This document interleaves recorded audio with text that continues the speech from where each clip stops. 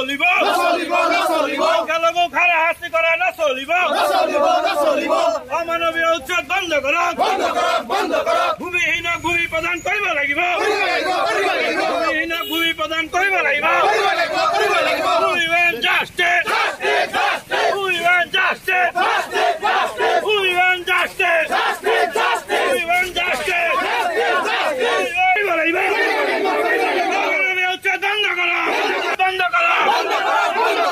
এইখন বিজেপি চৰকাৰ অহাৰ পৰাই আমাৰ সংখ্যালঘু সমাজক নানান ধৰণৰ অত্যাচাৰ কৰিছে। আজি আমি ইয়াত প্ৰতিমূৰ্তি দাহ কৰিম সেইটো আমাক কৰিব দিয়া হোৱা নাই। আমাৰ বেনাৰখনো টানি ফালি আৰক্ষীয়ে লৈ গৈছে, আপোনালোকে দেখিছে। এইকাৰণে এই কাৰ্যক আমি গৰিহণা দিছোঁ, নিন্দা কৰিছোঁ। আজি গোটেই অসম জুৰি হিমন্ত বিশ্ব শৰ্মাৰ প্ৰতিকৃতি দাহ কৰিছোঁ।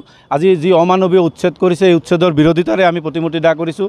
আপোনালোকে জানে যে আমি কেতিয়াও উচ্ছেদৰ বিৰোধ কৰা নাই। আমি কৈছোঁ যে ভাৰতীয় নাগৰিকসকলক পুনৰ সংস্থাপন দি উচ্ছেদ কৰক, তাৰ আমাৰ আপত্তি নাই। কিন্তু তেওঁ এটা নিৰ্দেশ দিছে ৰাতিৰ ভিতৰতে ঘৰ খালী কৰিব লাগে। তেওঁ ৰাতি ঘৰ খালী নকৰিলে পিছদিনা ৰাতিপুৱাই বুলডোজাৰ লগাই উচ্ছেদ কৰিছে।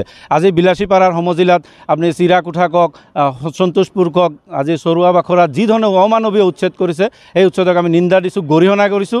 যদি অসম চৰকাৰে সংখ্যালঘুৰ ওপৰত তেনেদৰে অত্যাচাৰ চলাই থাকে, অনাগত অহাৰ দিনত যি বিধানসভা ইলেকশ্যন আহি আছে, আমি সংখ্যালঘু সমাজে এই চৰকাৰখনক প্ৰত্যুত্তৰ দিবলৈ বাধ্য থাকিম।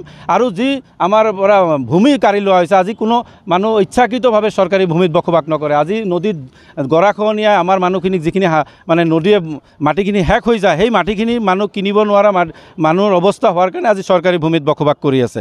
কিন্তু চৰকাৰে দেখিছোঁ যে ভাৰতীয় নাগৰিকক আজি এনেধৰণে হাৰাশাস্তি কৰাটো আমি কোনো কাৰণতে মানি ল'ব নোৱাৰোঁ। সেইকাৰণে সদৌ অসম সংখ্যালঘু ছাত্ৰ ইউনিয়ন নামচুৱে আজি গোটেই অসম জুৰি হিমন্ত বিশ্ব শৰ্মাৰ প্ৰতিমূৰ্তি দাহ কৰিছোঁ। আৰু এই প্ৰতিমূৰ্তি দাহৰ জৰিয়তে যদি তেওঁ এই অমানৱীয় উচ্ছেদ বন্ধ নকৰে, অনাগত দিনত ইয়াতকৈ আৰু ভয়াৱহ আন্দোলন গঢ়ি তুলিবলৈ বাধ্য থাকিম। আমি গণতান্ত্ৰিকভাৱে আন্দোলন কৰিব ওলাইছোঁ, কিন্তু আমাৰ গণতান্ত্ৰিকভাৱে আন্দোলন কৰাত প্ৰশাসনে সম্পূৰ্ণৰূপে বাধা আৰোপ কৰিছে। আমি আজি পুতলিকা দাহ কাৰ্যসূচী ৰূপায়ণ কৰিব ওলাইছিলোঁ, কিন্তু আমাৰ পুতলিকা দাহ কাৰ্যসূচী ৰূপায়ণ কৰিবলৈ দিয়া নাই। আমাৰ বেনাৰখনো আমাৰ হাতৰ পৰা কাঢ়ি লৈছে। আজি চাওক, ধাৰাবাহিকভাৱে অসমত যিধৰণে উচ্ছেদ অভিযান চলাই আছে আৰু মুখ্যমন্ত্ৰীয়ে এটা কথা জাহিৰ কৰি আছে, আজি 300 বাংলাদেশী উচ্ছেদ কৰিলোঁ, 400 বাংলাদেশী উচ্ছেদ কৰিলোঁ।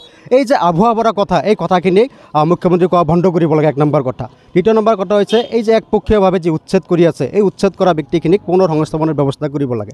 আৰু যদি মুখ্যমন্ত্ৰী বনিয়া গোষ্ঠীক মাটি দিয়াৰ ইমানেই দৰত, বনিয়া গোষ্ঠীক মাটি নিদিলে মুখ্যমন্ত্ৰীৰ চকীখন মানে নাথাকে, মুখ্যমন্ত্ৰীৰ চকীখন গুচি যাব, এইটোৱে যদি মুখ্যমন্ত্ৰীৰ চিন্তা, তেনেহ'লে মুখ্যমন্ত্ৰী ডাঙৰীয়াই যি বনিয়া গোষ্ঠীক মাটি দিব আমাৰ ক'বলগীয়া একো নাই। কিন্তু সেই যি মানুহখিনিক উচ্ছেদ কৰিব, সেই উচ্ছেদ কৰা মানুহখিনিক সংস্থাপনৰ ব্যৱস্থা কৰি বনিয়া গোষ্ঠীক মাটি দিয়ক, আমাৰ তাতে ক'বলৈ একো নাই। কিন্তু মানুহখিনিক অমানৱীয়ভাৱে উচ্ছেদ কৰি বনিয়া গোষ্ঠীক মাটি দি মুখ্যমন্ত্ৰীয়ে RSSৰ মানে ভাল হ'বলৈ যে ধাৰা অব্যাহত ৰাখিছে, সেই ধাৰাক আমি গৰিহণা দিছোঁ, ধিক্কাৰ জনাইছোঁ। এনেকুৱা ধাৰা এইটো মুখ্যমন্ত্ৰী কৰিব নালাগিছিল।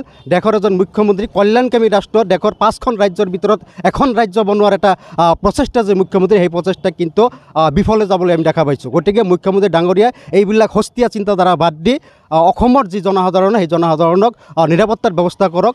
আৰু যিসমূহ মানুহ আছে, সেই মানুহখিনিক সংস্থাপনৰ ব্যৱস্থা কৰি, যদি উচ্ছেদ কৰিবলগীয়া আছে তেনেহ'লে সেই মানুহখিনিক পুনৰ আগতীয়াকৈ সংস্থাপনৰ ব্যৱস্থা কৰি উচ্ছেদ কৰক। আমাৰ তাতে ক'বলগীয়া নাই, উচ্ছেদৰ আমি বিৰোধিতা কেতিয়াও নকৰোঁ। কিন্তু মানুহখিনিক অযথা হাৰাশাস্তি কৰা মুখ্যমন্ত্ৰী বন্ধ কৰিব লাগে। যদি বন্ধ নকৰে, অনাগত দিনত আমি আজি পুতলিকা দাহ কাৰ্যসূচী কৰিছোঁ, পুলিচে আমাক কৰিব দিয়া নাই, আমি ইয়াত ভয় পোৱা নাই। আমি ইয়াতকৈ আৰু তীব্ৰ আন্দোলন কৰি তুলিম। আমি ৰাজপথ, ৰেলপথ সকলো স্তব্ধ কৰি দি আগন্তুক দিনত এই চৰকাৰৰ প্ৰশাসনযন্ত্ৰক আমি স্তব্ধ কৰি দি আমাৰ আন্দোলন তীব্ৰ গতিত চলাই ল'ম বুলি আজিৰ এই প্ৰতিবাদস্থলীৰ পৰা ঘোষণা কৰিছোঁ আৰু মুখ্যমন্ত্ৰী মহোদয়ক প্ৰত্যাহ্বান জনাইছোঁ।